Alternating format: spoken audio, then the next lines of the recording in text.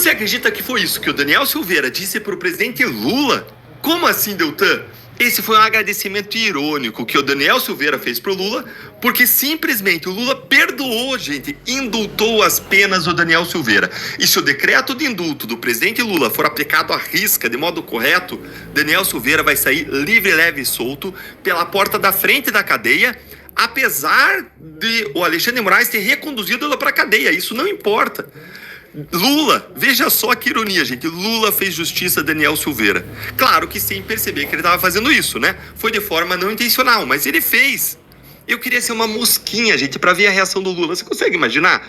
O Lula e alguém indo lá para ele contar: olha, presidente, veja bem, olha só, queria te falar que você perdoou Daniel Silveira. Como assim? Você consegue imaginar? Lula e o STF querendo ferrar os bolsonaristas, os manifestantes do 8 de janeiro, querendo ferrar Daniel Silveira. E aí ele perceber que pela mão dele, com a assinatura dele, ele deu um perdão que ele conseguiu que nem Bolsonaro conseguiu, que foi perdoar Daniel Silveira, porque o Bolsonaro tentou, foi lá, fez um perdão individual direcionado para o Daniel Silveira, e aí o Supremo derrubou, disse que era inconstitucional. E quando o Supremo disse isso, cá entre nós, ele violou o próprio precedente dele lá de 2018 em relação ao decreto de indulto, de perdão de Natal do Temer. Mas ok, vamos deixar isso para depois, tá?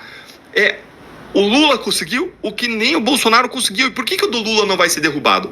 Porque o Lula, veja só, os petistas, a esquerda, eles têm um afã, um desejo incontrolável de colocar bandido na rua, colocar bandido nas praças públicas para correr a vida na sociedade, e eles, claro, vão aproveitar e vão praticar seus crimes. Mas nesse afã de colocar bandido solto, Lula deu um decreto de indulto tão geral, que atingiu também Daniel Silveira e acabou, nesse caso específico, fazendo uma grande justiça. E aqui não se trata de você gostar ou não do Daniel Silveira ou do que ele fez, mas de reconhecer de que, enquanto de um lado tem gente querendo ferrar a direita, de outro lado, Daniel Silveira foi injustiçado demais.